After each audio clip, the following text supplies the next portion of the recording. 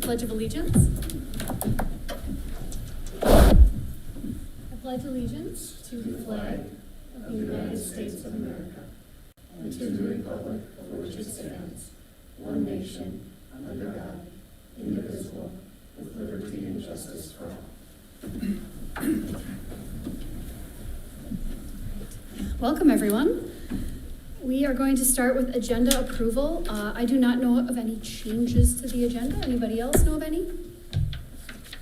Okay, could I get a motion to approve the agenda as presented? So moved. Motion by Easter. Second by Forsberg. Any discussion? All those in favor, please say aye. Aye. Aye. Thank you, Amy. Amy's joining us via Zoom. All those opposed? Motion passes. Moving on to some future events. Please visit the calendar on the website for a complete list of monthly events. Wednesday, November 24th through Friday, November 26th, no school for students and staff, and the District Service Center is closed November 25th and 26th. Thursday, December 2nd, school board retreat at 11:30 a.m. Tuesday, December 14th, school board regular meeting at 7 p.m. That meeting will include our truth and taxation meeting, and we'll have communication to the board and administration beforehand at 6:45. Moving on to the consent agenda. Can I get a motion? Motion by Forsberg. Second. Second by Bo, to approve the following items of the consent agenda. Number 1, minutes of the October 12 school board regular meeting and minutes of the October 26 school board work session. Bills paid for September 2021 in amounts totaling $3,151,819 and personnel items. All those in favor, please say aye. Aye. Aye. All those opposed? Motion passes. Moving on to discussion reports and information items. Number 1, engaged and enthusiastic learners. Align the work of adults to continuously improve personalized instruction and responsiveness to meet our students' unique and varied needs. We'll start with fall 2021 athletics and activities update. Mr. Will Wackman. And others, it looks like, which is great. Yeah. Well, thanks for having me. You're closer now. Last time I remember I was looking all around at the different tables. But I brought some guests today because I figured you want to hear from them, not me. No. I thought it would be a different perspective for you guys. And when we talk about our purpose, I want to get into you've kind of heard this before. Our athletics, we offer a variety of athletics. I believe that we're co-curricular. We're part of what we do. You know, we're not the icing on the cake. We're part of the cake. 14 boys sports, 14 girls sports, and I'm very happy to say 40 clubs. And that is bigger than pre-pandemic that we've had. So obviously our connection and our grabbing kids in our school, that has grown. They want this. They want to be around their friends. They want to be around caring adults, and that's what we're all about. So it's just great to see. Historically, we've had 85% participation in our clubs and our sports. The pandemic hurt that, but we are slowly rising back up, and I think we will get to that point by the end of the year. It's interesting when kids come to the office and say, "Do we have this club?" And we say yes, and then another kid comes in and they say, "Can we start this club?" Yes. Go find an adult, and credit to our teachers especially, who, you know, pick a day and we'll stay after with our kids and find their passion and actually promote that. And it's a credit to them. They're really busy, especially coming back with back in school, how we are, and kind of that's just a credit to them for taking the time to do that. So we're really happy about that. Our athletic offerings have been the same. We do have some co-ops and some sports that we haven't had participation. We're seeing a lot of our participation numbers going up. We actually ended a co-op with track and field. We had 156 kids going for track last year. So even with our ending the co-op with St. Anthony, because they got a new track and a new field, we project about 130 at least in that. So it's not like we dropped a lot. We had kind of addition from their kids. So we're excited about that going forward with that. Our activities highlight chess club. I just got a phone call from Fridley. They have a chess club, and our chess clubs are going to play each other. So that just was the other day. Actually, do you have a chess? And we actually started that. Our chess advisor, oh my gosh, we want to play somebody else. So that's happening. A book club, we got true crime. They're going to talk. those type of things. So those are some new ones that we have, and, the things we're gonna talk about, Panther Mentors, huge club that connects our ninth graders to our high school. That's unique to our school, that all of our ninth graders enter our school and they're in a club. That doesn't, so we go find them and say, you're in this club to start the year. So that's a way that we can connect them with older kids, and Ellie's gonna talk about that in a little bit. I asked her to kind of speak to that, how we've gotten that back going. And that's something that we lost. And to get it back, that's hard work by adults and by our senior class, and finding great leaders, and we've done a really good job with that.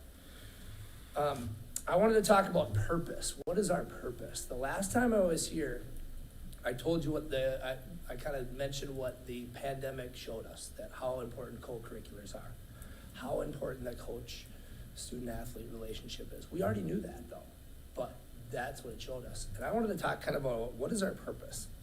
When I talk to our student-athletes after their season or when they leave us as seniors, I hope that for three things. Did we create a great experience for them? I'm gonna have some guests talk about an experience they had with their tennis program. They're gonna come up in a second.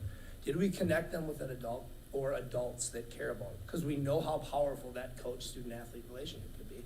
And then finally, did we teach something that they can take on to their life after that?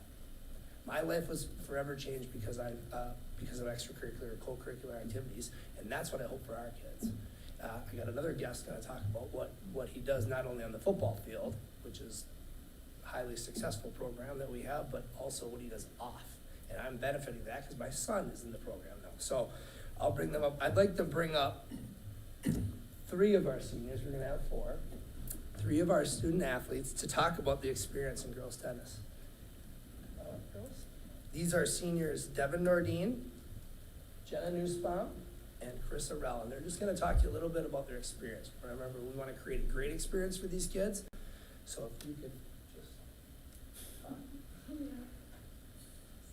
All right, so we originally were going to come up here and introduce ourselves, but Mr. Wackman already pretty much did that. So I guess we'll just start off by talking a little bit about the environment on the team. So personally, like from my own experiences and from talking with others, there's overall like an amazing environment on the tennis team. It's super fun to be around, super positive, super inclusive, and I've been involved in, I think, 4 high school sports and several other just like community and association sports and whatnot. And what stands out about the tennis program is that inclusivity and that positivity on the team, and it just makes it that much better to play. So. Yeah, and to go off what Carissa said, just by looking at the growth on the team over the past few years, we can see that people have started to recognize what a good environment the tennis program has. So I think this year we had 55 girls come out, which is definitely the highest we've had yet. So it was great to see that the program is getting more recognition and growth.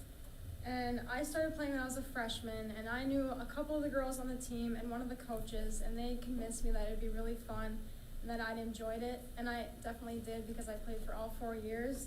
And even this year I convinced my younger sister in 7th grade to play, and she loved it, and she's gonna keep playing. And the bottom line is that I just love the people and the fun atmosphere that tennis brought, which is why our program is such a huge success now. Ever since joining tennis, I believe it's been the most inclusive environment I've been a part of. I played softball and tennis for many different associations and teams, and this is the best team I've ever been a part of. Our team is very inclusive. We have girls from 7th to 12th grade, and we make sure it's an environment that people of all skill levels can play together and become like truly a family. So we all play together. Our community and kindness of our team makes us stand out. We all love each other and talk to each other even off the season. Our girls are able to thrive and have fun. We've been very inclusive. Over the years, we've had many foreign exchange students. This year we had 2 foreign exchange students, one of whom got 3rd place in our sections this year. And this team has just been so inclusive, and it's something I've been proud to be a part of. And the last thing that we wanted to talk about was just some like school community building that we've done in our team. So a great example of that is that we had a teacher appreciation night. And I think we had over 40 teachers and staff members, and even a principal came out, and they just kind of played tennis with the girls for a day after school. And several of them like reached out to me, and they said that it was super fun and they had a great time and it was a great experience. So just doing that was obviously it was just super awesome for our team, and it created a sense of community in the school. But yeah, so overall, I think like us three can agree that being a part of SLB tennis was an amazing experience, and we hope that in the future our program will continue to grow and those amazing experiences will be created for other people. So any questions? I think that's all we have. But Well, thank you for being here and speaking to us. One of my favorite words is inclusive, so I love that. Does anybody else have any questions for them? Are you going to keep playing tennis after you're out of school?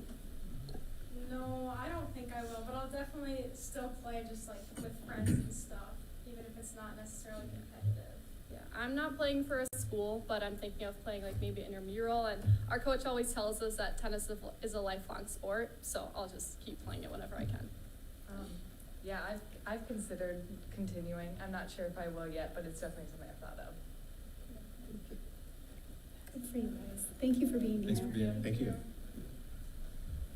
Well, I couldn't have said it any better than that, right? Coach Kuther couldn't be here. He's actually out of state, but his family won the USTA Midwest Family of the Year for what they've given to tennis, and he gives that to our girls. It's just awesome. So 25 to over 50 in 3 years. That's participation. So you talk about an experience that kids want to be around right there. So I think of a growth that's just unbelievable. So, and it doesn't matter the skill level and things like that. And we had an assistant coach reach out to a couple of these girls that were softball players. Why don't you try it? And wow, what do you know? There are our varsity players that did probably the best we've done in section play, which you'll hear about later when we talk about highlights, in 10 years. So what a great experience, and connecting them with a caring adults and right, having a great experience. The next guest I want to bring up is Coach John, head football coach John Stewart. He's been in our district for many years, over 15 years at least. I coached with him, and I know John. I asked John to talk about, they've had a lot of success on the football field, but I also know that that's just part of what they do. And I wanted John to talk to you about, this is on my door. I put a lot of the character stuff on my door just so people see what our coaches are doing, not just on the playing field or at the ice rink or whatever, but I wanted John to talk to you about his pyramid. I think a lot of people have these pyramids. It's kind of a John Wooden thing, but Coach has some interesting things that he does with our players. Thank you. Thanks, Will, for inviting me tonight. Thanks for having me. I can't really take credit for that quote. I know Will said it earlier today, and it's been something that's kind of been around the football program for as long as I can remember. I think I'm in year 19 in the program here, but tennis-wise, I do think I have 2 sons that'll play tennis, and what Coach K does with them is awesome. So he does the same with the boys as he does with the girls. So one of the things that's been at the core of the football program for a number of years is what we call our pyramid of success. And when I changed roles 4 years ago and became the head coach, we were going through this time of PJ Fleck was coming in with Roll the Boat, and we were doing all these things and wondering, okay, what is it all about? And one of the things Will said is, well, don't give up the pyramid. I'm like, well, I won't. I get what that's all about, but there was some more to it than what we originally had. So that top pyramid is kind of what was there originally, and then as we've been going through the years, trying to, I guess, evolve what's there and make it meaningful to the kids and give them some ownership of it, and really try to shape it around some own things in my life that I think are important. So we've kind of tagged it with this act like a champion motto, and you can see down on the bottom, right, we've got this, we're going to be accountable, we're going to be committed, we're going to be tough. And then it goes into different things in those categories that we think are important for us at the foundation of the program and as people, that during our time with them in the season, we'll have some lessons throughout the season that we talk about these things with, and really it's about, if we can do those things, we think we're going to have some success, not only on the field, but in life. Those next blank boxes, right? Like, hey, go to the school board, present, give them a half-finished document. This is the template for what will happen for next year. Okay, so what we did this last year, which I thought was really cool, and I nothing's really mine. I stole this from an assistant coach of ours when he was at Irondale, but you have a theme each week of your season. So we have those 8 boxes for the themes, and he said, Coach, what we did was we had the kids come up with those themes. So last spring, I met with our seniors a number of times, and we put up 50 different words, and we said, okay, guys, what were the 8 themes that were important to you?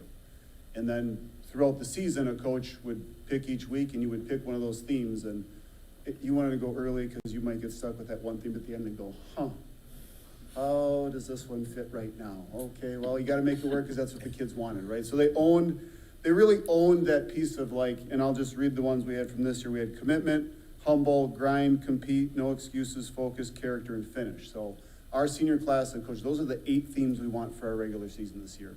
And we did a lesson on those each week. Above that, it was 5 goals they made from this last year, and it's blank again because we're going to do it in the spring, but they again came up with, what are the most critical goals to you guys as a team in a program? Because we can see in the top, right, there's be invested, be disciplined, be strong, have some goals, winning the first game, winning the blocks is important, right? Those are all good, important goals on the field, but the goals they came up with were, we had 20 players in the 230 club, that's our power clean. I think we ended with 19. They wanted 20 players in the 4A club, that's the 40-yard dash test, we had like 23. So they set those goals and they achieved them. Another goal they had was 10 plus Ironmen, perfect attendance at all our summer stuff. Again, we had 13, right? So they just took ownership of that. Another one was no unsportsmanlike conduct penalties on any of our teams. Sadly, we had 1, which, like, you don't want to have any, but I thought 1 for an entire season of 3 teams playing at least 8 games. I thought, okay, that was pretty darn good that we only had 1. And then the one that I found the most interesting was they wanted to earn an academic team award. So our Coaches Association has different awards they give out. They give out plenty of accolades for athletic performance, but they also recognize individuals and teams that achieve academically. So in the team side of things, the gold one is, I believe it's 3.4 and above, and the silver award is 3.0 and above. And we hadn't won one in a couple of years, so these guys thought that was an important goal, and lo and behold, they don't know it yet, but we did get the silver award this year with having above a 3.0 GPA, so that's going to be a super awesome thing in our banquet in a couple weeks. But I think that part of like Will was saying, making it personalized, fitting in with some things we're doing in the district, like what's this about? How do you guys want to shape this? How do you want to go? It's your team, it's your season. It has really made it a more meaningful experience for them, and I think for our coaches to know, like, what do they want to know about? What do they want to, not just what we think is super important. I put that on there. I put down there that we think being accountable, being committed, and being tough is important. But what other things are coming up in their lives that maybe they want to know more about, and we can help guide them that way. They'll all get this. This is all over the place for our guys, and I think, and I hope, right, one of the whole things behind this is to be transformational and reap some benefits, I don't know what benefits, some rewards from the work down the road. And I think the challenging part is we won't know for 5 or 10 years when they come back and say, hey, coach, remember that there? I remember that, and that's what I'm using now. So that's the end game in all this, is to have those when they come back and see you, and whether they want to be a part of the program or just chat with you and tell you how they're doing. That's what's important. So questions, anything? Do you have questions? Thank you for being here. Anybody? Well, other than the fact that I know they're all watching this meeting, so they've probably ruined your surprise. But Yes. That one's okay. That's yeah, okay right. to ruin. No, wait, it's a great program, and it really hits on all the things that we want from our student athletes. So thank you for being such a great inspiration to them. Appreciate you. Thanks, Jen. Thank you. Yeah, the nice part is being a part of that program is Coach Sleep did it, now Coach Sue does it. If you let those coaches take a week, they take ownership in the program as well. So it's not always just the head coach. These kids are connecting with every different coach. Even if you're an offensive player, a defensive line coach is kind of that, bringing out that theme. So they get to meet all there's 8 men in their lives now. So that's just, it's just a very unique thing. And like I told Coach, like he said, the pyramid is the program. So, it's just really nice to see that continuing, and he does a great job, and we're in good hands. Some highlights from this year. tennis team, our tennis players, all of them played in the second round of sections. So we went there, including some major upsets that we had. So that has not happened. We can't even figure out when that did happen. So they all advanced, and I texted Coach, how's it going? He's like, it's the greatest day in Spring Lake Park tennis. That's what he wrote back. I'll text you later. I'm coaching. Okay, sorry about that. Our boys soccer team upset the number 4 team, Champlain Park. You talk about how a victory can change a program. Just the school was humming, and they all traveled to Park Center. Unfortunately, we lost 2-1 to Park Center, and Mounds View, actually, who was our section champion, won the state title. So we have a really good section. But what a great game! And these kids, I mean, these seniors left feeling really, really good about their experience. And I remember, and I told a couple of seniors, I just interviewed them, and I said, a year ago, Champlain walked off, and they had beat us 7-1. But they had said, that team's way better than the 7-1 team we beat the year before. And then we lost 4-1 this year, and then we beat them. So they're seeing that progress, with our coaching staff. So what a great thing for them to see, like, it's working. The things our coaches are doing are working, and we're more successful. And they keep saying, all our good we have really good young players, and they're going to be so good next year. So it's just setting the tempo for next year, those seniors. So you credit those seniors for doing that. And then our volleyball was section semifinalists, and we had to go over to Wayzata and play the number 1 team in state. And we didn't win the game, but we played really, really well. We scored 21 points in the last game, actually, on them, which nobody did throughout the section. So credit to our girls just battling, through everything. So that was fun to watch them. There. Caitlin Finnegan, I was just in at St. Olaf this weekend, and she ran a beautiful day to run. She had the lead early. I took a video, and it was fun to see Panthers going out there. And she said to me, you know what? It's my last year. She's been there 3 times. Would have been 4 times. Didn't have a state tournament last year, but she said, I'm here to have fun. It's probably my last race. And she got 69th, which was like top half. It was great. And she just, she came up to me and said, thanks for coming. I go, I wouldn't have missed that for it. So it was a great day. Katarina Siskova was our foreign exchange student from the Czech Republic. She got 3rd place in the individuals. It felt at home. I asked her how she thought of our program. She just loved it, and the girls are so nice, and I had so much fun, and I met new friends, and that's what it's about. I go, and you were really good on top of that. So she did a great job with that. Abdul Akinola, he's a sophomore. He was all-state, 2nd team all-state soccer player. You have a good player when another AD says, who is number 18? I wasn't at the game. I was hosting a game, and I said, and he goes, he's the best player on the field. And that's a credit to him just by the way he plays. And obviously the Coaches Association thought that, so he's back for 2 more years. So soccer, I see soccer taking a big jump. 19 Northwest Suburban All-Conference honorees, and what most people don't know, the Northwest Suburban, we're the biggest conference, but we have really good teams in every sport. So if you're honored as an individual, or you can win a conference championship, or even finish in the top 3 or 4, that's pretty darn good. Centennial Girls Soccer, 2nd in state. I mean, Maple Grove Girls. I mean, it's just every sport. We have really, really good teams, and we are slowly climbing up that in a lot of our sports. Not there in everything, but we're working our way. So that's exciting for us. Our co-curriculars, and this is where I'm going to bring Ellie in, our Panther Mentors, we got that back. So can you speak a little bit about that? I put the pizza on the plaza where we buy pizza for all the 9th graders, things like that. And do you want me to now, or do you want me to in my part? Well, we want to hear from you twice. Oh, yeah. Okay. Yeah, I got a whole lot. We're getting students tonight. This is great. Yeah. Do you want me to go up? Or You're good there. Okay.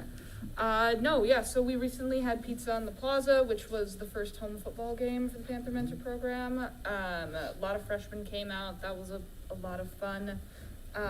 Soon enough, we're going to have Cocoa and Cram, which is our end of the trimester event, which is where we all kind of bunch into the cafeteria and we offer tutoring for finals for the freshmen and anybody in the building that is interested. Like Ms. Ruackman mentioned, we have the Respect Retreat coming up in January, so all of us house leaders and just the leaders of the program are really working hard now to kind of plan what that's going to look like for the betterment of all of our freshmen and the mentors in the program. Yeah. That's about all I got. Good, for yeah, now. I'll give her a little shout out. That the mentor leaders have said this group has kind of taken it and run with it. Is we're there to advise, and they're just running and coming up with these great ideas, and we have to do this and that. So it's a credit to our senior class, especially people like Ellie that are going above and beyond to say, how do we get this back to, an environment that kids want to be in? I mean, Coco and Cram. I just talked to one of our guys. She's like, "Yep, we're doing it. The kids want to do it." And I'm like, "Yep, that'll be great." That's what we're about. So, trap and skeet. I've brought up trap and skeet many times, and they were 3rd place in the conference. Mason Meyer was 10th place in the state, and then McKenna Frederickson was the 4th place girl. It's just awesome. I think that it's co-ed, and I go out there and just seeing these adults working with kids. It's just a great club. I've used it many times, but every time I go out there, I go, this is why we have clubs, for this purpose. And it's just credit to those adults that are willing to put the time in, because they do it for free on those. Fine arts, we just had Made in Minnesota band showcase. Our band is top notch, as we've all seen it. We are hosting the Northwest Suburban Music Festival. There was a pause on that as well, but we are, along with our friends from Latino Grace, are once again going to host that, and that's a big deal. And we showcase our beautiful school, but also our great talent. So we're bringing in national conductors to teach our students. So it's going to be and they provide feedback, and then you actually watch other bands, and you provide feedback, and then hear how the conductor gives feedback. So you're learning that way as well. So it's not just you playing, it's you're watching, you're critiquing, and then he actually gives his critique. It's really interesting and fun day. Shakespeare in Hollywood, I was just there on Friday night. It was great. We just blows my mind, our theater program. I mean, it just leaps and bounds. It's getting better and better and better. And it's just fun to watch and see those kids in that, this is a place for them to shine. On that. And then the Fine Arts Festival, I'm going to talk later about what our conference does for this, but we sent 10 kids to the Minnetonka Center for the Arts, and they go, so Miss Art picks them, or it kind of almost has to do a lottery a little bit, and you get to go and be trained and take some classes at the Minnetonka Center for Arts, whether it's in painting or pottery and things like that, and they create that day. So it's a fun day for those, and our art students just love it. It's fun to go see them interacting with other adults that are there working for the Minnetonka Center for Arts and wanting to be around our kids. And that's just such a great thing to see adults that we don't even know that really connect with our kids. And that's Miss Arndt does a great job with that. And like the Champlain Park athletic director said, look at all these great art teachers. They're just so passionate about it, and they're walking around and seeing that, connecting with kids. Once again, keep coming back to connecting with kids, and this is another way that she not only does that in her classroom, but she does it outside of her classroom. So that's really fun to see. A couple of highlights, I just want personal highlights for me, is we kind of honored COVID. We honored some of our people, and we honored our unsung heroes, and I worked with Erica and said we should honor those people that don't want to be honored. That's the best part. It wasn't necessarily easy getting these people to the game. A t-shirt and a $3 voucher at the concessions goes a long way, but they came, and I just wanted to honor them for all the things they did. People don't necessarily, when we shut down, we still needed to clean our buildings, and we still needed to feed our kids, and these people don't see them. They just do their work, and they do a great job. And so I said, you need to get honored. And the Chanhassen football coach was out there. He came out and shook hands, and his mom was a clerical worker in high school. She's like, this is great. So it was awesome to see another team, their head coach going, this is a really good idea, and we want to help them. And so their whole team was clapping. It was great. It was a great round of applause for I call them our unsung heroes, but they're our everyday heroes. So it was really fun to see them. And then there was our custodian, Nate, who he said, I said, do you know of anybody that would want to actually give the ball to the referee? And he starts thinking, and I said, because I know somebody that would really love that job. And he's like, who? I go, you. And so his parents came, and he brought his child there. So it was really, it was just a great night, and the referee was a wonderful thing. You've heard about homecoming, and I won't talk a ton about that, but I just threw some pictures up from that week. That's community to me, and I could have thrown up our first football game. Never had that many fans for a regular season game, non-homecoming. Our fans at volleyball, and our students actually pick up all the garbage where they sat. That's new. I didn't say anything. They're doing it. Well, I mean, credit to those kids for doing it, but they're there. 50, 75, 100. They want to be around. So it's community. And our homecoming dance, 700 kids. Nobody thought we'd have that many people, 700 kids. And it was a great powder puff. There's, royalty, all that kind of stuff. You've heard a lot about that. But what I am excited about is community. And that's what we want to promote. And athletics do that. And co-curriculars do that in the play. So finally, just a couple of updates. And I've talked about the Northwest Suburban, but our executive director at the last meeting made it a point to say, we want to do visual arts. We do a music festival. We do a theater day. And he said, I sit with other executive directors of other conferences, and nobody does this much for those kids. And he says, I sit there, and when we tell them, and they go, you do all that? And he always says, why wouldn't you do that?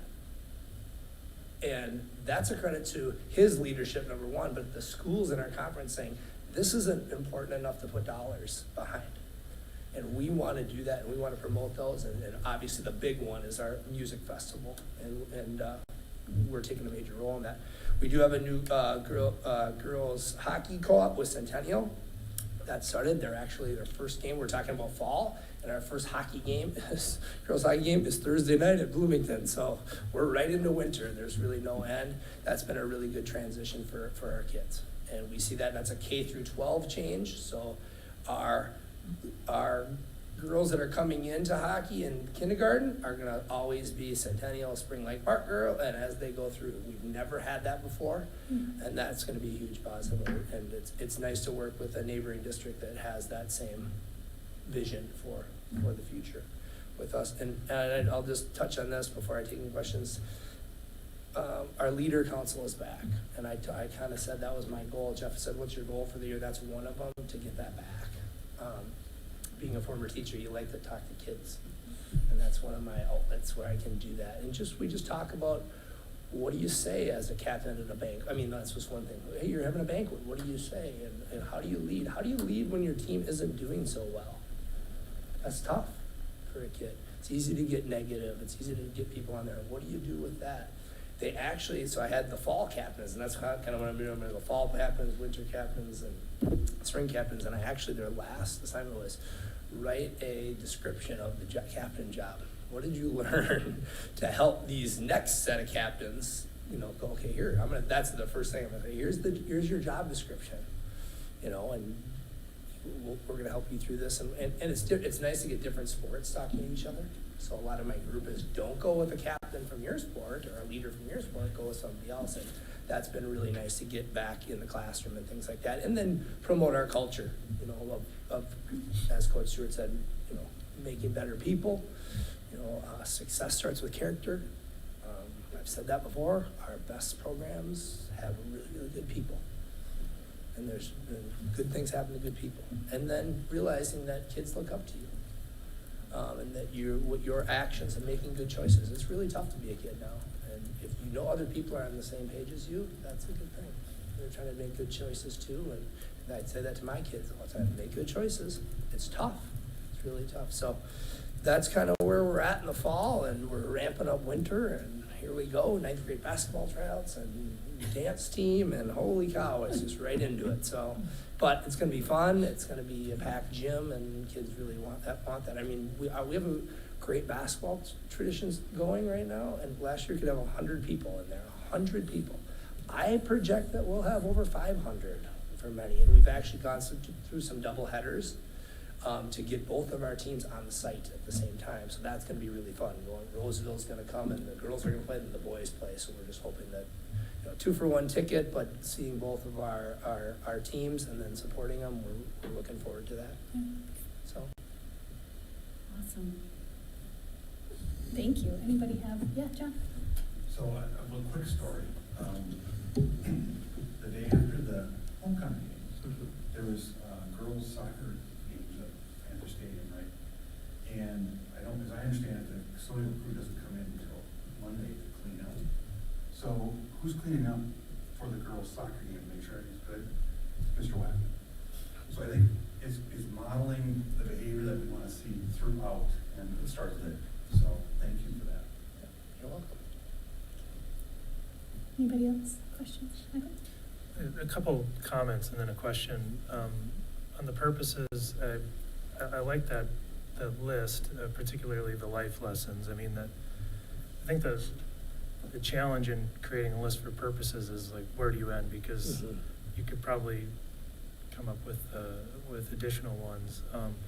And then I really like the academic team award for the football program. I think that's a nice addition. My question is, do we have an academic eligibility policy in our district for our student athletes? It's based on, right now, based on, the language the high school league gives you is progress towards graduation. We've looked at credit-based, where are you supposed to be in terms of credits on your path? That's what we use in our school. We don't have like a minimum GPA or anything like that? I think it comes down on an individual student basis, so we do look at that. As if a kid is highly at risk and it's going to actually get in the way of their being successful. But what Will has done, and you can, as you hear him talk, is how you can use that as really an attraction for that student who may be struggling in school to be something that gets them on the right track. But then what they have to do is show progress in order to stay eligible. If they're not making progress in their courses, they may lose that eligibility. So how do we use that as an incentive to help kids get things back on track? So that is what they look at with that. But they have to be on track for graduation. So if they're significantly behind credit-wise, as a junior and they didn't get credits as a sophomore, then with those kids, they might not be eligible. Who's determining progress? Is it the coach or is it the athletic director, or how does that work? I work in conjunction with the counseling department. And so each individual counselor, so we'll talk and our assistant principals, who's falling behind, who do we have to address? The hard part, I guess, not the hard part, the way it kind of goes is as a ninth grader, they come in, right, you have more room for error, so to speak, and then as you go on, so the real focus goes seniors back, so we start working back going, is this even possible to, if you can't make the credits to graduate, it's going to be tough for you to play athletics. And so there's that student athlete piece that you sit down going with that, or working with them saying, working with the counselor saying, is this doable for them? Can you give them a schedule that will allow them to graduate? Because that's the overarching goal. It's interesting that, and even some of our parents have come in and think, wow, that being in athletics, being around that adult, gets them to have the best grades of the year. So it's how do we connect them when they're maybe not in season is the challenge, I think. So I just know when I was growing up, there were certain students that needed more concrete motivation, and if my recollection was that if they were failing a class, they couldn't participate in athletics. Well, and that's the on track to graduation. So that's what they're working with them on. So all of our students, we talked about this with the graduation goal last time. So each of our students, if they're not on track, if those kids are significantly behind, they're already meeting with the counselor. Families are having meetings with those kids about what they need to do to get back on track. So if those kids then want to play a sport, then it's like, let's say a winter sport. Okay, if they're struggling with the course, what are they doing to get that, to recover any of those credits? And they have to make progress towards that. And they have to be showing progress during that course. If they're not, then that's where Will and the counselors might intervene and say, you know what, you might not be able to play for a couple of weeks. Instead of going to practice, you're going to be taking advantage of set time and working with your teachers and things like that. So. Well, I think the other thing I wanted to mention too is the offerings, particularly in the club sports. I think that's a real asset that our district has. The trap and ski team has always intrigued me, and I wish they had something like that when I was in high school. So I wanted to get that in there, and it seems like we're doing a lot of great things. My comment is I hope there is. And I don't know all the details of that, but I hope we do have an emphasis on the academics, and we're taking that part very seriously. Yep, and that's something that we're doing each day for all kids, not those just involved with athletics, but I think that's an added lever that does help us working with those kids. And that I was think is interesting important. when I saw Coach Stewart's pyramid, and I'm like, who picked that? They did. The kids wanted to do that, you know, and that's a cumulative over 60, 70 kids.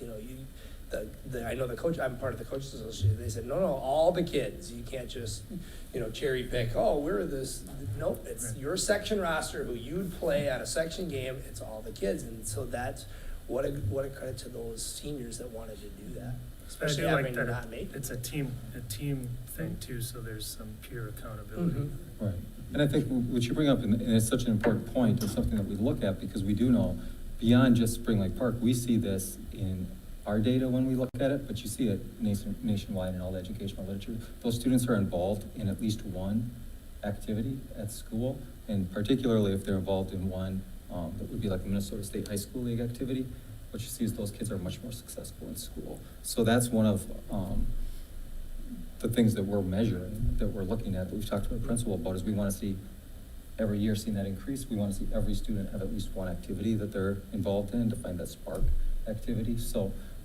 that's something that we need to do. And I think that having children playing sports, you know, we talk all the time at home, time management. Yeah, you had practice, I'm tired. Well, that's part of the, you know, you got to get the academics. Or are you using set time? Are you using your academic study time? We've had that conversation, and that's a, you know, student athlete. That's what we talk about a lot. So one of the things is, you know, why do we take a half hour to have Will and guests come and talk about these programs? It's because of those very things. Because it is, kids need to, sometimes they need to experience success in one aspect of their life to realize they can be successful in another aspect of their life.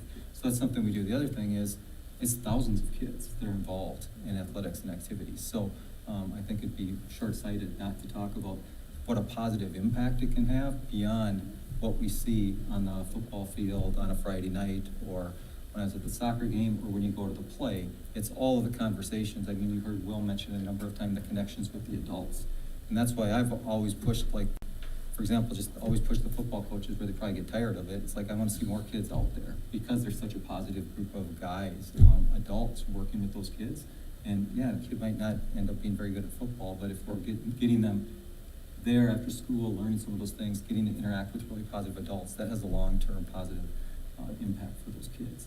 So that's why we take the time to do this, to invite Will to share, because I think it's got such an indirect and direct impact on kids' The success. new one is the fishing club too. Yeah. I haven't got on a boat yet with them yet. I have this little, who's driving the boat? That's what the question I'm gonna need to ask before I get out there. But that's growing as well. Another niche type of thing that these kids go, we love it. And you know, and here's what they do. They can do their sport and then go shoot their trap. So they accommodate their schedules, and you know, that's just great. So now we have multiple things going on the same season. It's keeping kids, it's keeping them on a schedule and things like that. So to your point. Yeah, and watching from afar, it does seem like the adults in that trap and ski program are very committed. Yeah, I always say that the guy at the Metro, we love having them because they actually follow all our rules. Yeah. That's what he says. He I hope so. Okay, I'm fine. Yeah, I know. There's Yeah, one their that coaches follows go, the well, we rules. have to, or we wouldn't have trap and ski. But you know, the other people using the facility. So. Well, thanks, Will. Thank you for being here. Thank you. Marilyn has. Mr. Wackman, I appreciate your enthusiasm and your excitement. Not all board reports are fun. Oh, the That's pressure's so on. personal. Not you, Hope. It was nice of you. The Your pressure is on. I'll make the correction. We enjoy all of the board. That's what you meant. There's a sign on my wall, Marilyn. Enthusiasm is contagious and it's free. That's so I try to model that. I think Tony has one too. There's a couple questions. One, earlier you mentioned that the ninth graders that are coming in to high school, that they are assigned a club. How does that process work? Well, this is the Panther Mentor Club, so they Oh, it's just say, okay. here's the mentors, and we're gonna give you, and what I think is really cool about that program, and we've been copied by Irondale and things like that. We've had a grad go to Irondale as a teacher there and has Panther Mentors there, and it's the seniors, they just divide them up and say, we're gonna connect you, and the first day, that first day of school is, we're gonna be in our group, and now you know adults, or now you know some seniors that you can talk to and things like that. And a lot of our programs do that. And I know that was, Coach Stewart being gone was very, very nervous going, if you have to leave your ninth grade because of COVID over here on that field and they never interact with your seniors, how do you teach them your program? He was very concerned about that, so he right away went freshman buddies, and they have to sit at meetings next to each other and things like that, which is a mentor. So that we're modeling, that's been successful in the football program, that's happening in our school. So these kids are going, well, I know 2 or 3 seniors now, so I know a familiar face the first day. Cool. That helps because I was envisioning myself coming into ninth grade and being assigned to the K-pop club. So just. You can come anytime. Thank you. My other question, for our online students, how are they engaged through our clubs and activities? That's a great question, and we've had some online. We have a video game club that actually did like second the nation. It's like a video game where you play with a car and you kick a soccer ball in or something like that. Oh yeah, I'm like, I've seen that. and so they play at home and do that, and they actually got second in the country. So I don't. You guys know what it is, but I don't know what the game is. So they've done it that way, and I think people are trying to reach out. That's the hard part, and that's a good. I should look into that as something. How do we do that with them? I know online students still participate in our athletics and things like that. They just come to school at that point. But that's a really good question, and I don't know what we're doing about that. I'm hoping that we can find us. I know our math team was doing that. Now they actually have to take the contest test in the room.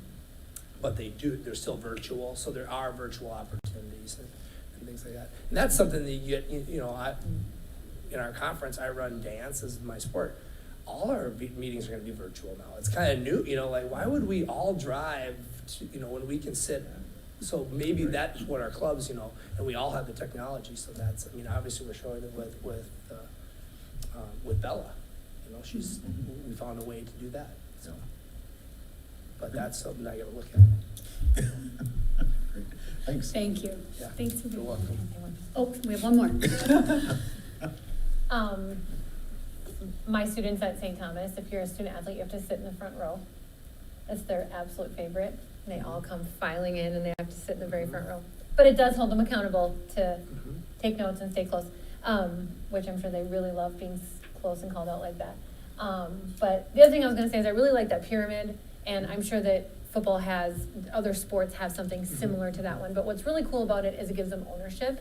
And so them picking their own topics, or the captains writing their letter to the future captain, that just gives them all such good ownership. And these students are, like Jeff was saying, this is something that they can be successful at if they're not successful, or if they are successful in academics. Either way, it doesn't really matter. It still gives them something that they can be excited and successful at. And sometimes when you talk to students, even in college, where high school is really close to, those are the only people I talk to all day long, they always have something exciting and positive when you ask them about their high school career, about an athletic that they were in, or about a club.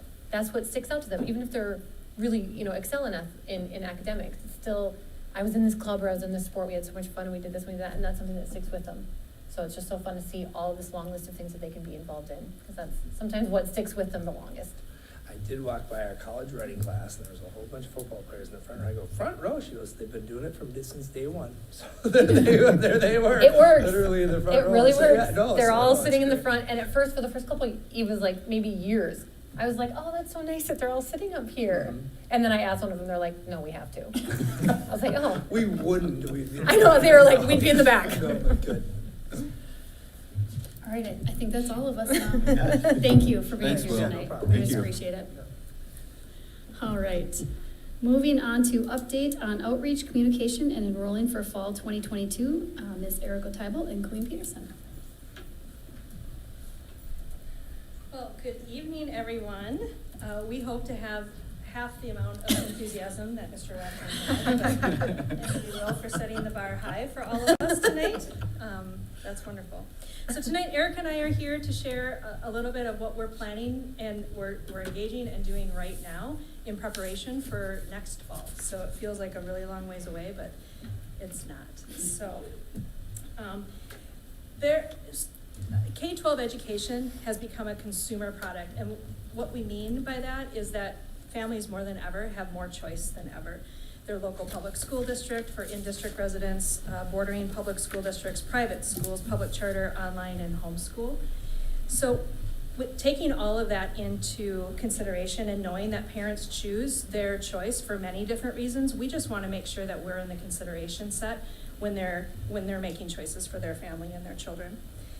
We want to take nothing for granted and want to make sure that SLP sustains strong awareness, choice, and preference. And I'd like to preference that the entire presentation tonight and everything that we're doing is really about retaining or attracting our own children in our school district. If we could fill every seat in our school district with our own children, that's what our goal is. And hopefully you'll see what we're doing to do that.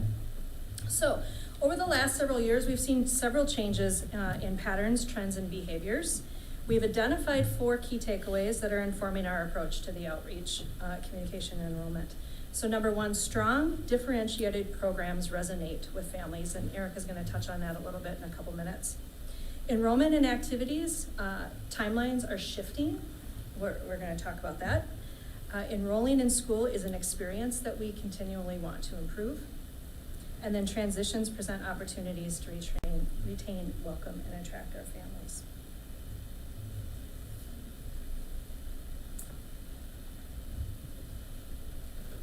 Good evening.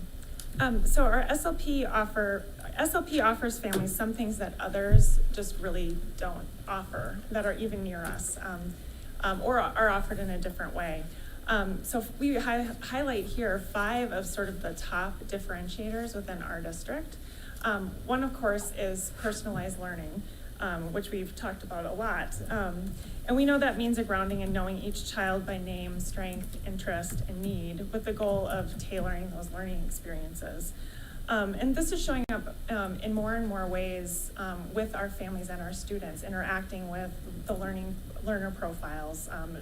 We did work this year so that preschool and kindergartners had that experience, and families are aware of that more and more, as well as the 4-year learning maps. So we know that this is a strong message for us and a strong differentiator. The 12 college credits, the opportunity to earn those college credits by the end of 12th grade, also known in our district as 12 by 12, is the opportunity that each student has and has that path without ever leaving the support or experience of the high school. So clearly there are benefits to that are financial, as well as just the opportunity to do that without leaving your support network and your high school experience, whether that's a pep fest or prom or homecoming or all those other important milestone experiences in high school. Spanish immersion programming for K-12 is also a differentiator, and really our focus on developing biliterate and bilingual graduates.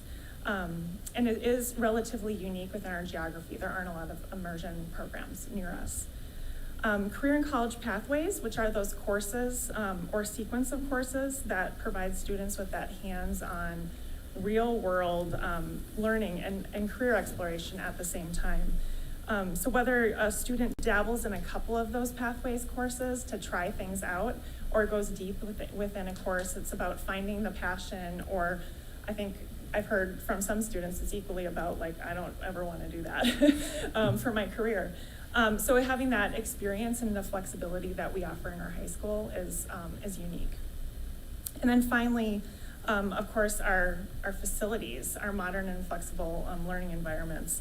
They are a true asset in the fact that nearly all of our learning spaces have been built, renovated, or remodeled since 2008. And that they can be used in a variety of different ways. Certainly I've heard that certainly in the district too, some of our spaces just provide that wow factor that is important for having an environment conducive to learning. So how do we know that these are strong messages? Over the last year especially, we've done some testing around that. How are we talking about these things, and are they attractive to people? Wanting to provide as clear a story as we can about what we offer to families and students. So one of the ways we tested these messages and attributes was last spring. We did a series of emails to families who are not currently enrolled. And we were really trying to understand like what's most interesting, and then how can we tailor some of those messages and even more clearly communicate what these offerings are.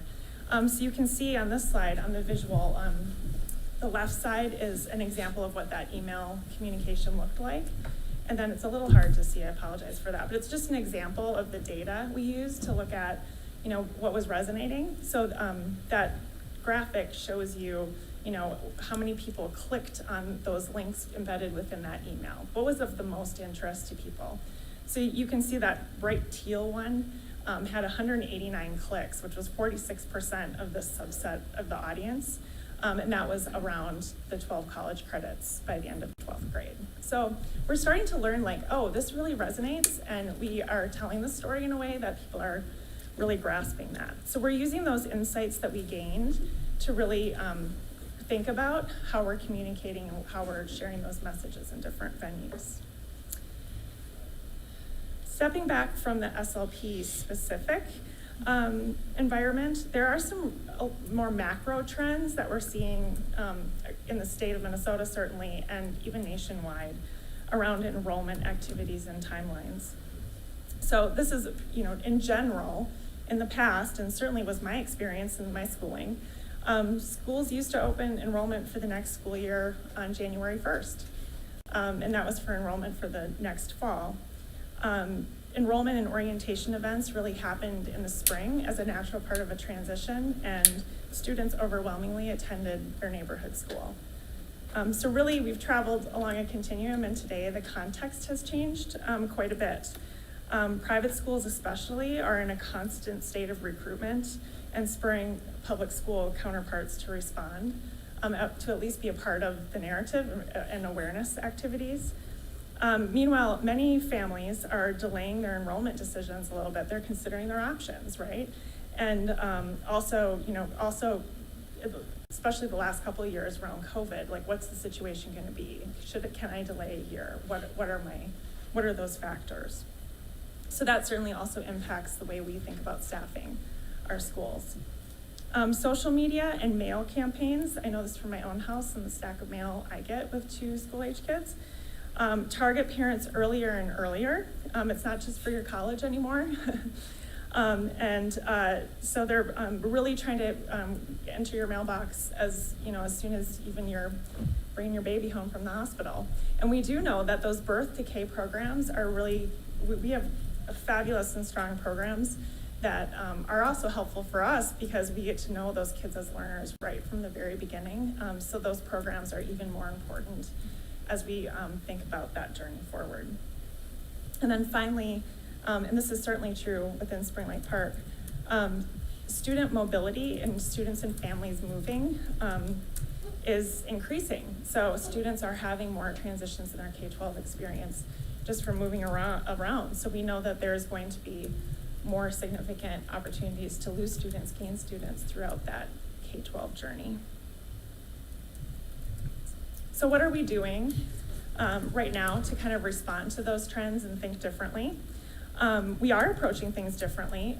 We are certainly, for one, we're starting earlier. So enrollment for the fall of next fall, 2022, is open now. And we are beginning outreach to families with young children, certainly in this month and starting this month and next. We're also have been doing some work to identify the paths that families take with their different interests. So are we making that experience of learning about us as easy as possible, removing some of the friction? Like if you're interested in Spanish immersion, is it clear how you can learn more and what that path might look like? Certainly kindergarten, and then if you're coming to us in grades 1 through 12, like, do you know, is it easy to figure out what you need to do? And as a result of that, we did take a look at, and we've made some enhancements to our website and just the online experience, because so much of our lives are conducted online. And specifically to this point, we've tackled springlakeparkschools.org/enroll and springlakeparkschools.org/kindergarten.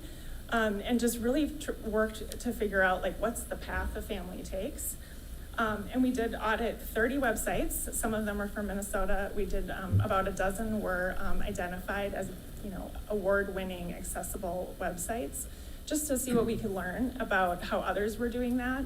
We've observed, I love our front desk people here. I'm constantly asking them, like, they're working with families on enrollment every day.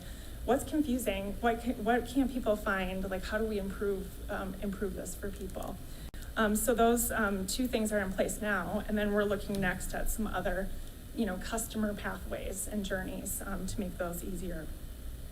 And then finally, if you're a current family, we want enrolling a new student to be as easy as we can make it. It's like when you go to the doctor and you have to give all your information again. We're finally getting better at that part. So how do we make enrolling a new student, like if you have a student already enrolled, how do we make that easier? And then we also want our current families to know at natural transition points what exactly to expect. Like, how do they have all the information and their questions answered before they're even starting to think about that transition? Because we know those transition times are critical moments for us to make sure that we have that touch point and can do those seamless handoffs. So Colleen is going to talk about those. Speaking of a seamless handoff, so transitions are really important, and on the slide in front of you, you can see the transitions that we have in our system. And I always remind my team and the team up front that to our parents, we're one organization, even though we're separate schools, separate classrooms, separate programs between early childhood and K-12. But to the parent, how do we make that as one seamless family, if you will, of programs and activities so that the parent experiences that? And the reason why we're focusing on the transitions, as Erica said, is one, we want to strengthen our connections with our current families, attract new families through personalized experiences. So for the preschool to kindergarten, we spent a year studying how could we strengthen and build that relationship for our families who have already been with us, perhaps since birth, through some of our early childhood programs, but certainly in our 3 and 4-year-old preschool programs. How do we make sure that that handoff to kindergarten is seamless? That our kindergarten teachers know who they're going to see in the fall, and they know the family, they know the student, and we can make sure that the handoff is personalized. And this year we started our first kinder camp. I expect that to continue. It was a huge success, both for our staff that were involved, but also for our students and our families. At the 4th, 5th grade transition to Westwood, we want to make sure every 4th grade family knows the path to 5th grade and feels comfortable and confident. We want that for our incoming 5th graders too. Moving to a new school is a big deal. And so we want to make sure that that kiddo feels welcomed and that the experience that they've had at the elementary school is just continuing at a new building, perhaps with new playground equipment, right? So something to look forward to. And then the 6th to 7th grade transition to Westwood Middle School, it is just across the hallway, and yet it's a big deal. Moving from the elementary model to the middle school model, there's some transition there, as well as just making sure that the experience is the kids are ready to go and that the families feel like that is the place that they want their children to attend. And then finally, the 8th to 9th grade transition, that transition to high school, provides many opportunities to learn and prepare for what's next. The opportunities that Erica talked about, the 12x12 pathways courses, certainly we have a very strong athletics and activities program, and I know we will get back up to and exceed that 85% of our students involved because of Will and his team and what our coaches and our advisors are doing, and I think that does set us apart. And of course, the post-secondary planning and preparation. As a mom who's had a child go through each one of these transitions in the school district, I can attest to not only how important it is, but how wonderful of a job we've already done. And so our attention to continuously improving that process is only going to get better and better for families. But Allison's in 9th grade this year, and that Panther Mentor program is amazing. And I've never heard of it referred to as a club before, and that makes great sense. So I appreciate that as a parent. So welcome to kindergarten. So kindergarten is going to kick off with our K kickoff events in January. You can see the dates on here. We actually launched our K kickoff. We reimagined, if you will, what that K information and enrollment night, which is what it used to be called, and it was only for those families who needed more information. Now we encourage all families and all children to come because we want to make sure that that first experience in person is one that we're beginning to know that family deeply and that child deeply. And so you can see the dates on there. We're really excited about that. Although we're starting our communication outreach and our launch to families now. So Erica said our enrollment site is up and running, and it is. We actually have 3 kindergarten students enrolled. So they found it organically and they walked through the process, and we have 3 kindergartners already that we can put on our books for next year, which is exciting. But we will want to encourage all of our families, and our families will hear multiple opportunities on how they can get involved and how they can walk down this path towards their personalized learning experience in Spring Lake Park Schools here over the next month and a half or so. And with that, I think Erica's going to walk through what our new website looks like. I was just going to share the example here. So for kindergarten families, as we're communicating with them, we are kind of sending them down the kindergarten pathway. So the site just has been streamlined quite a bit.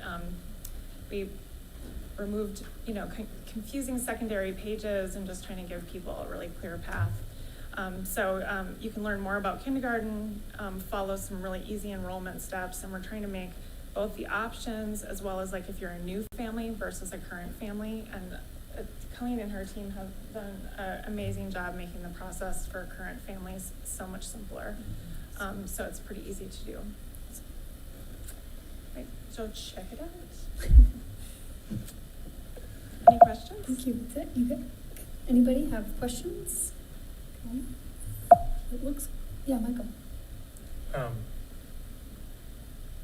Yeah, one thing on the SLP's offerings, some of the unique offerings that we touch on, I mean, we're all familiar with those things, but with the career and college pathways, it seems to me like in talking with a lot of people, like one opportunity to even make it better.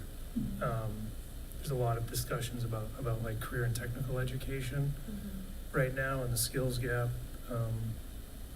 And it just seems, I don't know how involved that program is, but it seems to me there's a real opportunity to do something on that front, to even make a great program better. And then I like the kind of the quantitative analysis on the website, like what are people interested, what are they clicking on in emails? I think that's good information, but are we also doing like qualitative analysis? So for example, when are we asking people about why they're coming into the district or why they might be leaving the district, and somehow tracking, what the actual families are saying? Absolutely, yes. And we also track that within our student information system as well.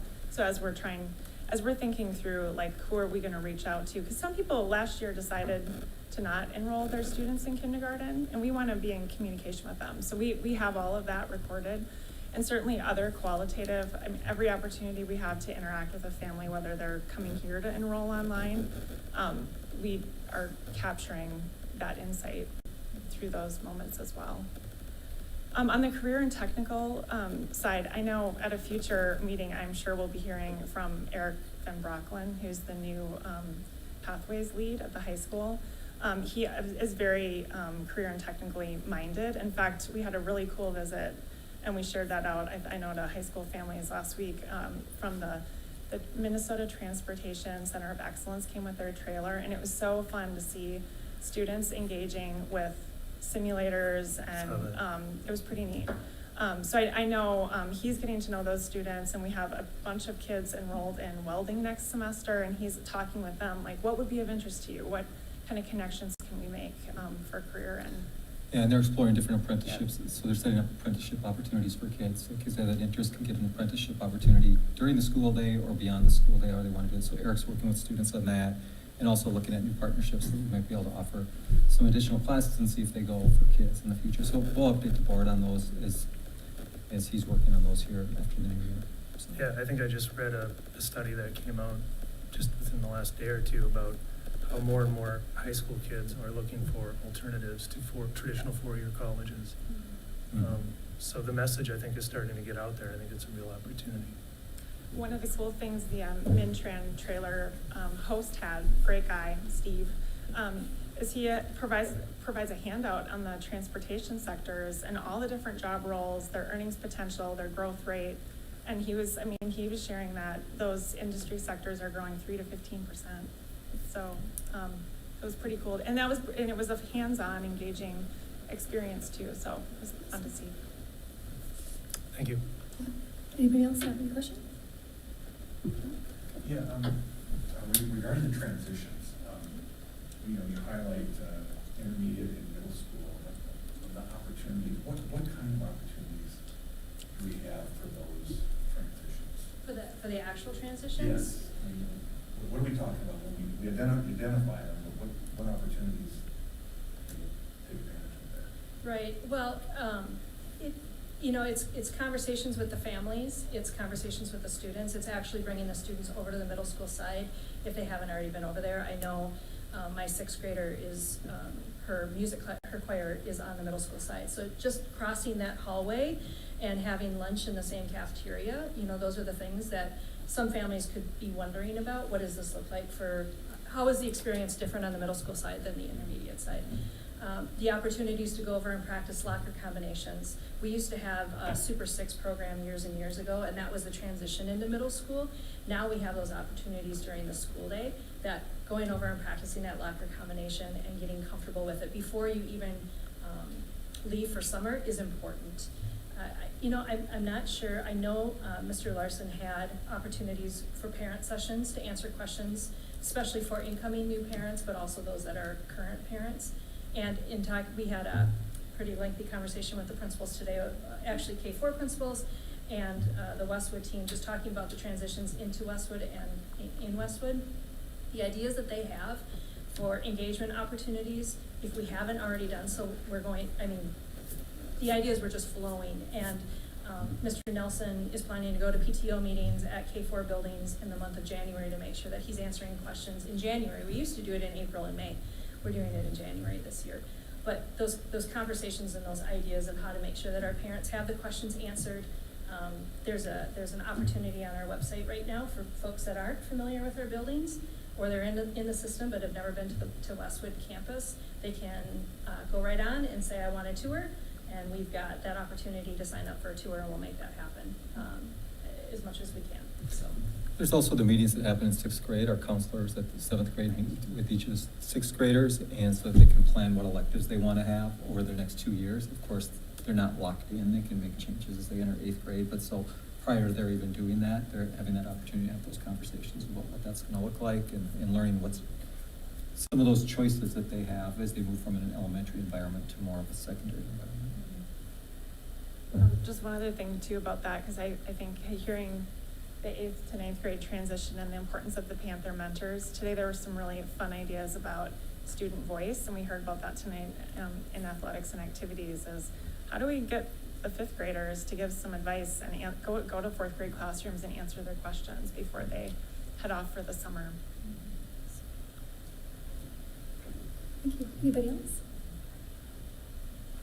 Thanks, you guys. I know it's really an important issue, so thank you. Thanks for your work. All right, moving on to effective operations. Improve our effective management of human, financial, and physical resources. Monthly financial report, September 2021. Ms. Amy Schultz. Good evening, board. Well, this might not be your most exciting presentation tonight, but we'll try to keep it interesting. I think one of these times we have to have maybe a student from our business department or something come up and present it so that you're not always hearing this from me. Tonight we are updating you on our September financials. Again, these are cash basis. The board does hear this presentation each month. Our first report is a treasurer's report. It's our beginning and ending cash balance, as well as our cash receipts and disbursements for the month. Receipts for September, like some businesses, our cash flow ebbs and flows. Different than a lot of businesses, we really have very little control of when it comes in. September is a bigger month for state aids, where we received about $6 million in state aids. which is nice because it offsets that we do not receive any tax revenue in September. So September is one of those where it is a larger month for our state aid receipts. A little different on receipts, as you can see, we do have a negative receipt in our OPEB trust account. It's the only account you'd ever see a negative receipt. We do invest that money, and while it's in a very conservative investment portfolio, it does have that tendency to kind of go up and down, and with the market where it's down, it's never gonna lose much. It's down 1% for the month, or so 1/12% then. Most years, we actually make somewhere between 200 and 450,000 is what we've had in the past. So market where it's at right now, it is down as a whole. Again, it's in a very conservative portfolio. So overall, it has done well over the years. And I think it's been about 13 years that we've had it, so, or 12. Disbursement side, it's one of our lower disbursements a little bit. We're just starting to get staff, like our teachers paid. Our paraprofessionals only have one check in September. So it's not our largest month on the disbursement side either. That picks up as far as kind of that more routine payments you'll see in October. One fun thing, I guess, about this report is you can see our building construction account started with $602 and ended at 0. The last of our construction funds have been spent. The fun part about that is the velodrome, which is really our Centerview green space, what was the velodrome. We'll get an update tomorrow as far as final timing, but as of last Wednesday, it was still scheduled to be open next week. So the road will be open to traffic next week. Landscaping then to finish in the spring. But otherwise, the striping and everything was set to be done later this week, possibly into Monday, depending on weather. So with that, on the revenue side. Amy, yes, on the last one, real quick. The food service ending balance, is that just oh, sorry, that is, I was actually going to speak about it in the next one. So, okay, great. Because you'll see it a little bit No here. problem. On our statement of revenues, the next two reports are really off. This thing called the pandemic has kind of made the year-to-year percentage, when you just look at those percentages, a little harder to explain. Our general fund seems to be right in there. Those are those funds that, since much of our revenue is based on per pupil, hasn't changed as much. But when it comes to food service, timing of receipts makes a big difference. So when we file a CLICS report, which is what we report each month on the number of meals served that drives the reimbursement, a day difference can make a difference on when those receipts come in. And so right now, this one was behind. So the receipts will show up next month, and you'll see that in an October report. So the ending cash balance, though, is our food service account, again, running as it did last year. It didn't lose as much as we had expected, but it is one of those that, because we are not doing a normal food service program quite yet, we are still under the free program. So with Meals for All students, it's going to be tougher to break even in this account. So while we're hoping that it actually breaks right about even by the end of the year, at this point in the year, the receipts haven't kept up with the expenses in that. Along with that, you can see on community education, their receipts are actually quite a bit ahead of where they have been in the past. Last year was lower than usual. Again, we weren't offering as many of our programs to families and students, but this year, with some of the additional federal money that we have received for different programs, our receipts are actually up, and we are back to running more programs again. The rest of the accounts are very similar to prior months. On the expense side, again, you'll see what we spent in the month of September and year to date, how it compares to that budget. Again, these are relatively close for most of them. General fund is a little bit ahead of last year, which was, again, down from fiscal 20. 20 was one of our really high years again, because we were still paying for a lot of our construction through the month of September and October. So those months were ahead 2 years ago. Really where we're landing right now is probably what will be a more typical moving forward over the next few years for the month of September.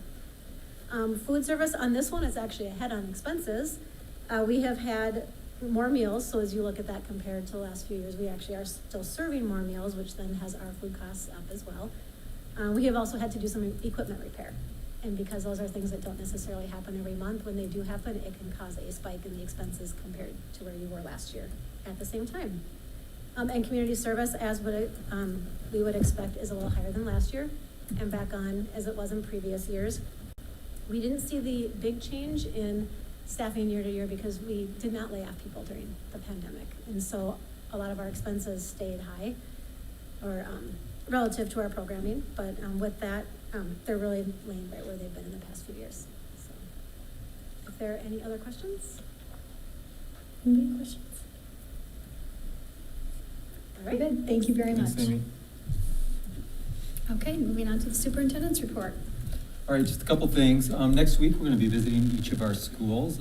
For those of you that are able to make it, but myself and my team will be visiting each of our schools in honor of Staff Appreciation Week. We have outstanding teachers, principals, custodians, bus drivers, paraprofessionals, office staff, coordinators and administrators, food service, tech, early childhood and child care staff. So we've got a lot of people who are working within our schools, fulfilling a variety of roles, our 800 plus staff.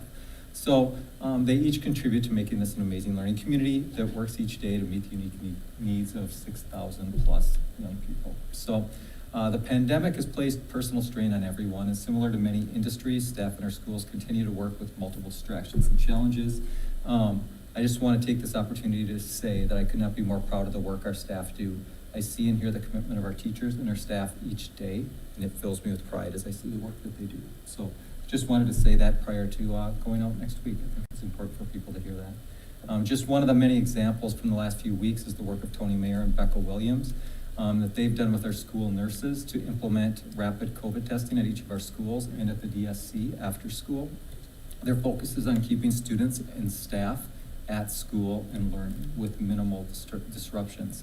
This rapid testing effort is something that is not happening at other schools throughout the metro area, and I just had the opportunity to share our process last week with other superintendents at an association of metropolitan school districts, meeting with all the other superintendents. And we are the one district that's actually doing this right now and has fully implemented it at each of our schools. A couple are piloting it at like 2 schools, but we're doing it at every school.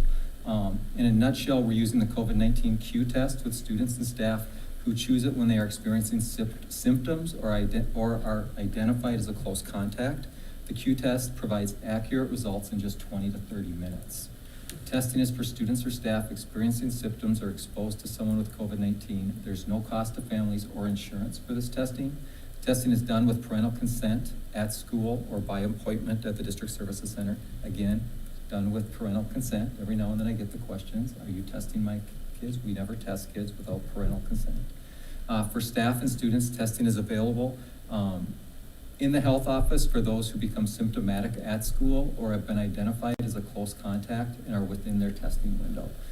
Individuals who are home ill or have been sent home as a close contact do not come back into the school building. These individuals may contact the lead nurse and schedule an appointment for testing at the District Services Center.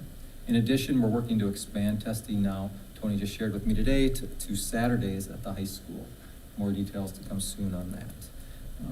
So it's great. We've performed 327 Q tests in just the last couple of weeks. 17 have been positive cases, so that's a positivity rate of 5%. We currently have 41 active student cases in the district. But if you think about that, 327 tests that we gave with 17 being positive, that's a lot of kids that were able to get back into school a lot sooner. So it's a testament to, again, Becca, Tony, and the nurses for their work with this. The nurses have shared that as they've been doing that testing, and I've talked to some of our nurses who have volunteered, well, they're not volunteering the time, we're providing overtime for them, but they volunteered to do that overtime work here at the DSC after school, and they've shared that families and students have been just highly appreciative of this opportunity. It just makes their life a lot easier than having to run around and find some place to test. And we're seeing a positive impact. So again, students are missing much less school than if we didn't do this.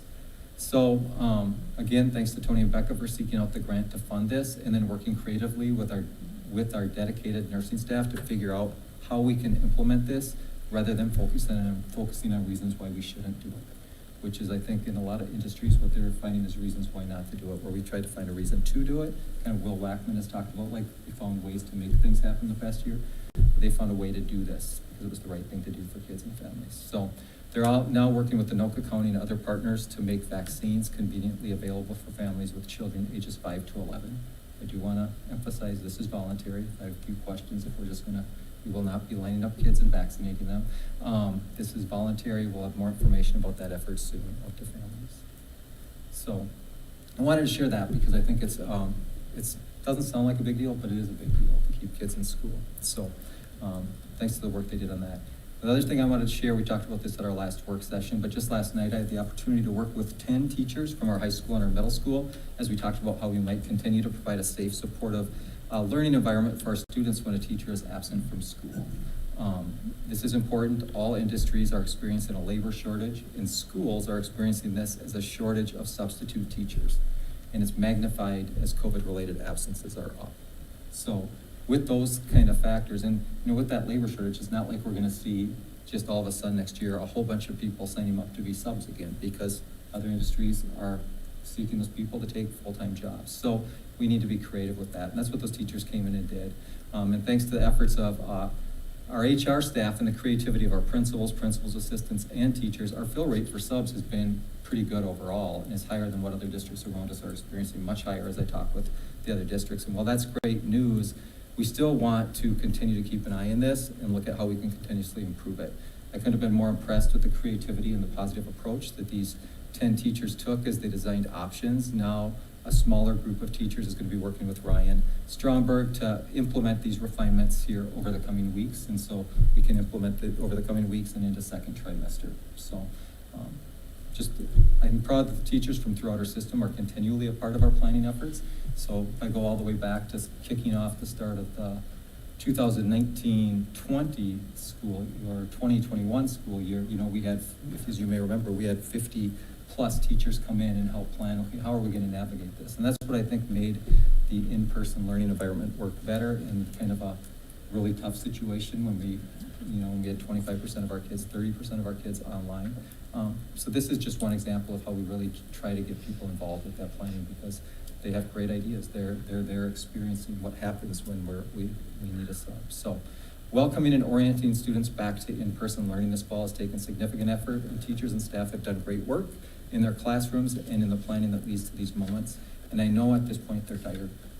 So I look forward to the opportunity to visit our schools next week and to share appreciation for their work and a little treat to kind of boost their days ahead. So we have a great staff in SLP schools. And that's it. Certainly do. Thank you. All right. Any questions, Dr. Arnold? Moving on to action items. Number 1, canvassing returns of votes of Spring Lake Park Independent School District number 16 general election held November 2, 2021. Be it resolved, I'm going to go ahead and read the resolution. Trying to decide when to get a motion on that. Why don't I go ahead and get a motion, we'll read it and then we'll discuss it. Can I get a motion on this resolution, please? So moved. Motion by Easter. Second. Second by Strobel. All right. Canvas, be it resolved by the School Board of Spring Lake Park Independent School District number 16, State of Minnesota as follows. Number 1, it is hereby found, determined, and declared that the general election of the voters of this school district held on November 2, 2021 was in all respects duly and legally held.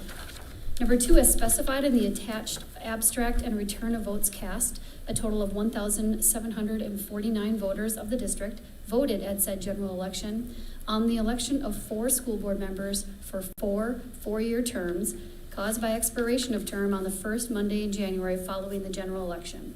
Votes cast for the office are as follows, and you'll see a list there of the candidates and the number of votes each received. Number 3, Melody Skelly, Michael Kroon, Sam Villella, and Marilyn Forsberg, having received the highest number of votes, are elected to the 4-year terms beginning on the first Monday in January 2022.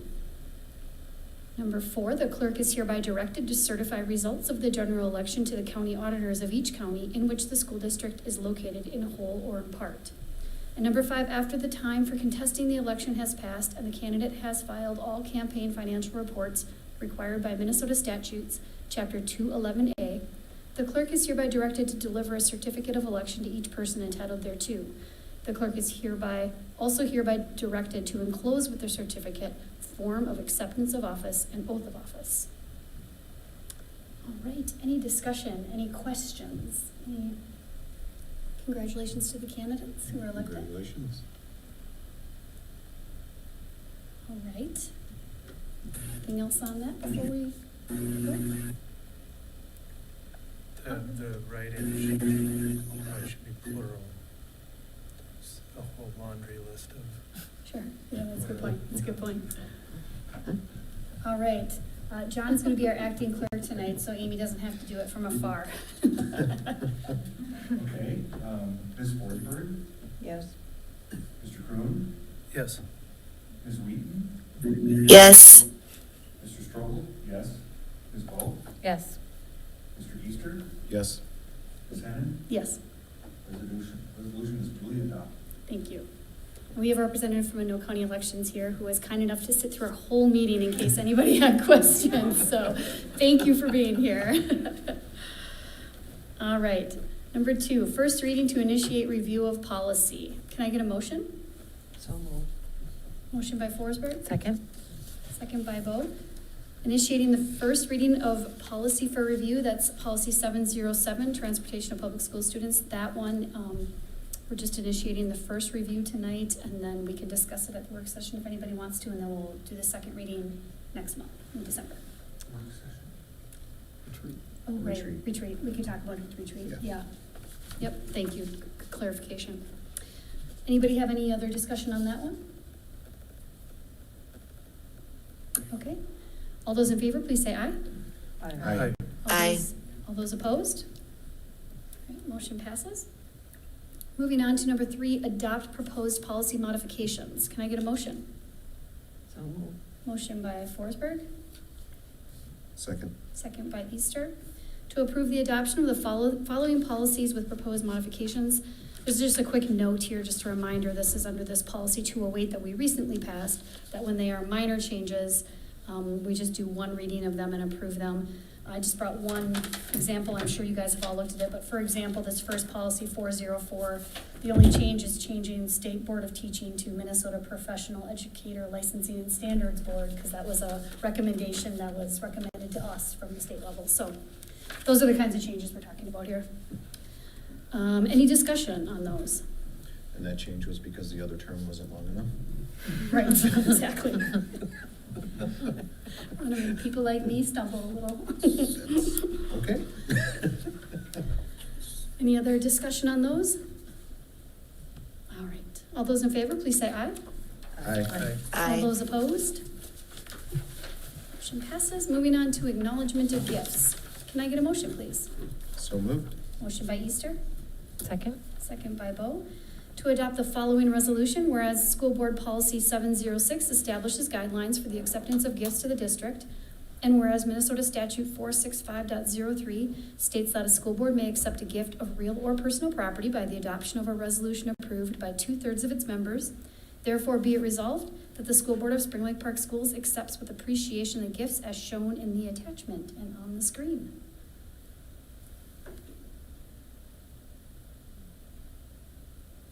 There you go. Thank you to the mysterious wonders behind the scenes there. All right, any discussion?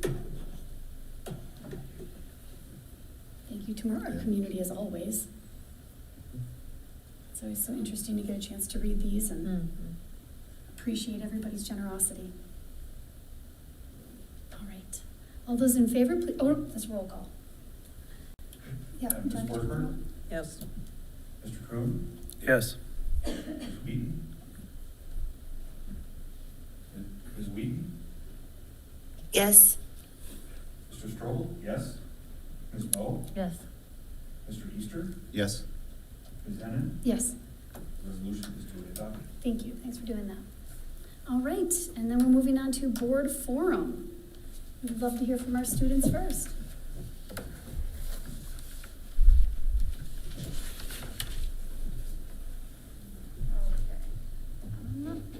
We'll probably have Bella go first. So Bella, just whenever you are ready. Maybe. Okay. The first thing that I'm going to talk about is our NHS at the high school. We have our first meeting of all of our NHS members on Thursday. And as the NHS officers, Ellie and I are both NHS officers, we have had several meetings this year, and we have come up with some ideas for charter events that we've kind of loosely planned for the rest of the year.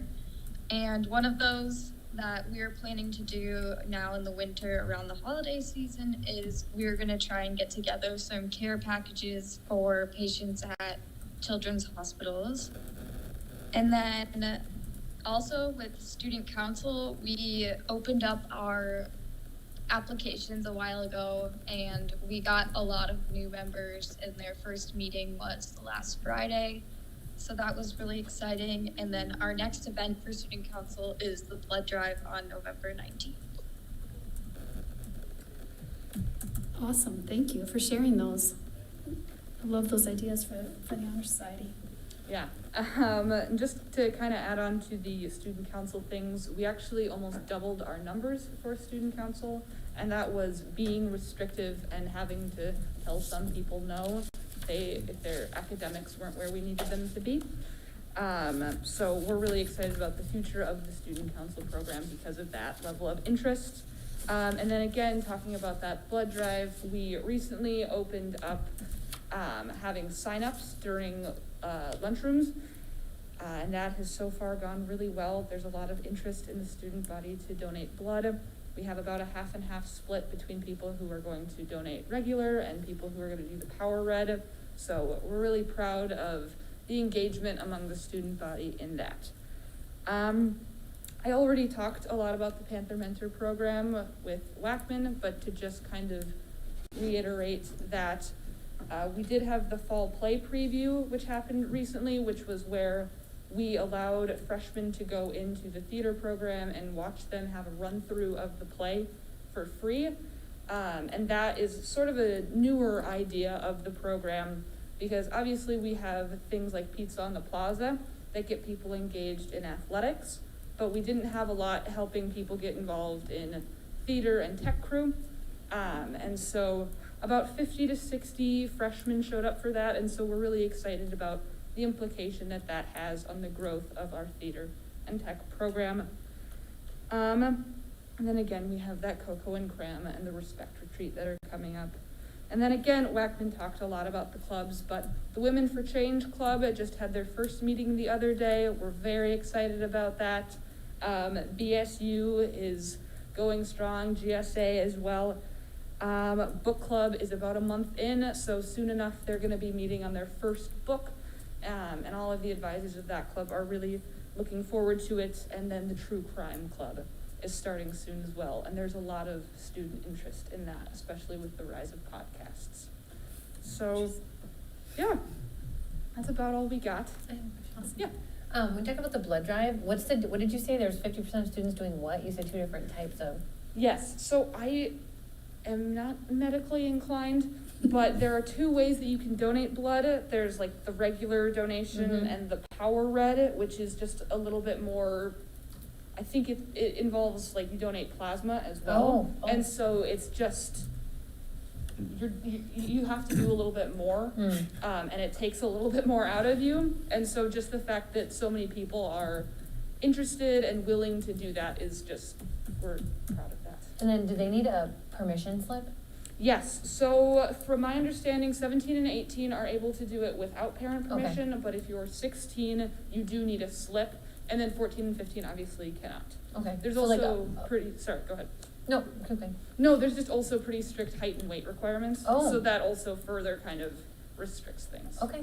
So like the blood van pulls up and kids can go out there during lunch or something? No, so the way that it sort of works, or has worked at least in years past, I'm not sure what happens with COVID, but they usually set up in the Kenneth Hall, and they set up like tables and things, and they have a snack booth in an area. Okay. And then there are different stations for the power red. Because of how much more involved that is, you get your own cubicle if you're donating power red. And so the way that we're doing things, you sign up for about a half-hour time slot, and then you come down during your time slot and you donate for that. Okay. Yeah. Thanks for explaining. Wonderful. Thanks, you guys. We really appreciate about hearing what's going on at the schools. Yeah. All right. Anybody else? Reports? Anybody else? I'll just say one thing. I mentioned this at our work session, but just in case anybody's listening is interested, the Westwood PTO would love some members. So if anybody has kids at Westwood or knows of anybody that would like to get involved with that board. It doesn't necessarily have to be as an officer, but just as a volunteer, they could really use some. They're really looking for some more people. They have a pretty small group right now. Thank you. And they're not looking for a lot of commitment. It's only once a month. And they meet online. Don't even have to leave your house. Anybody else down there? We're in board forum. Yeah, I attended the Lions Club Foundation meeting a couple weeks ago.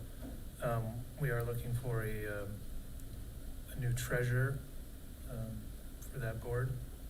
And we are looking to kind of revise and clarify our bylaws, bring them up to speed, and allow for remote and electronic voting and things of that nature, and to take a look anyway at some of the term limit requirements for the various categories of that board. So if anybody's interested in any of those issues, I'd be happy to talk with you afterwards. Thank you. Anybody else? This side? Marilyn doesn't have anything. She doesn't have anything. 916 is like so many other places and having a difficult time finding subs. They've also experienced some difficult students because there are students who, haven't been in school for 2 years. And with that population that they serve, that has been especially difficult. I did a Zoom career and tech program with them, and our high school students are eligible for their career and tech programs, of which there are a number of, but we don't provide transportation, so our enrollment there has been limited, but it is available. Soon we should see at this board the improved new joint powers agreement, which every board must vote on, and every board must pass it for it to pass at the 916 board. And that was precipitated when St. Francis left 916. There was no provision, a lot of provisions how to join that organization, but none how to leave it. So that's why it's been revised. At the meeting the other night, we did talk about National School Boards Convention because 916 provides funding for 2 people to go every year. And it's real interesting because it's on a rotation by district, not by individuals. So sometimes really new people on that board get to go and sometimes not. That is April 2 to 4. It's in San Diego, and if anyone in our board has interest in going, it won't be funded by 916, of course, but it's a good opportunity, and the sooner the decisions are made, the better the hotel accommodations. And also it costs less the sooner you register. I don't think there's a Zoom option this year, though. I'm sorry, I still didn't hear you. I said, I don't think there's a Zoom option for the national meeting this year, however. No, I don't Yeah, think so. right. It's in person. Yeah. As will MSBA, Right. which is January 13 and 14. That's a Thursday and a Friday. And I would encourage people to go to that. Really, you should go to MSBA before you go to NSBA because they're run very much similar, except the national, of course, everything is bigger. I've received a couple of emails and inquiries about the page amendment, and don't know exactly how our board will be involved with that, but apparently with the upcoming legislative session, that's going to be an issue, and I don't know if it's been modified, but I've had people who want to talk to me about it. I guess of interest is the survey from the city of Blaine regarding the Northtown area. I don't know if that's going to turn out to be residential or what's going to happen, but it could have some effect on this district. So it's just interesting. There is a survey available that people can participate in. True. All right. I just want to, Marilyn often almost every board meeting gives an update. She serves as the board member at Intermediate School District 916 or Intermediate School District 916. And for anybody that's watching, when they hear her talk about 916, that's a collaborative of 13 districts now in the Northeast metropolitan area, where they really provide services for low incident, where there's not a lot of kids, but they have high intensity needs. So it's something that is difficult for individual districts to provide those services. So we have a joint powers agreement with these other 12 districts in order and there's a couple of different school sites that they have. They also provide consulting services and things like that. So just in case people wonder why Maryland's providing that update on 916, that's why, because we do have a school board representation there, and they make decisions about 916. And we have, a number of students that go there for their programming. So. Excellent, thank you. Most of that programming falls into 3 categories. Special ed is a lot of it, career and tech, and alternative learning centers. Right, thank you. We had an AMSD meeting, there was an AMSD meeting last Friday. They awarded a Friend of Public Education Award to a local advocate, that was great. And then they kind of reviewed their internal strategic planning, sort of thing, so. And that was that. Okay, moving on to adjournment. Can I get a motion, please? So moved. Motion by Forsberg. This is my night to second. Right, second by Bose. Just me. To adjourn the meeting, all those in favor, please say aye. Aye. Aye. All those opposed? Motion passes. We are adjourned at 8:46 p.m. Thank you. I do want to mention quick, while the members are still here though, December 14th, we will have a reception after our meeting. Amy, can you hear me? December 14th, we will have a reception after our meeting for our outgoing board members. I'll try not to cry. Just mark your calendar. For board members that are here, Karen has a document we need to sign for the election as right, for Anoka County. So just do that before you leave. And then, Karen, can we get out a calendar for the events next week? Oh, I was just gonna ask that. Yeah, perfect. So we will get that out Just gonna ASAP, ask so you that. guys can put that on your calendar. That's it. Just wanted to mention those. Thanks, everybody.